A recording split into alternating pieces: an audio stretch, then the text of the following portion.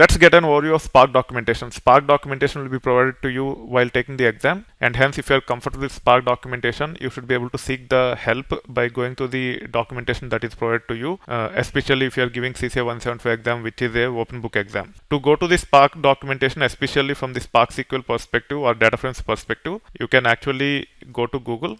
In the exam, whatever version they have provided to you, based on that, they will be giving you the material. You don't need to do these things while taking the exam. However, if you just want to be comfortable with the material provided to you as part of the Spark documentation in general, you can actually go to Google, then search for Spark official documentation, and then you can actually see the latest link here. It will give you the latest documentation. If you want different versions, you can choose those versions here if any of these are relevant.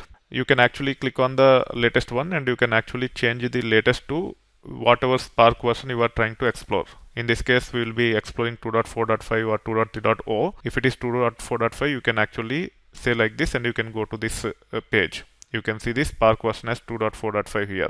Now, if you want to access material related to SQL data frames and datasets, which we are exploring now, you can click on this and you should be able to see the material related to SQL data frames and datasets. You can also click on this Hive tables section to get some material related to Spark SQL, especially from Hive perspective, and you can actually go to the material from here. So this is how it will be, and this material will be from the perspective of Scala or Python, etc. Spark also provides a CLI called as Spark SQL.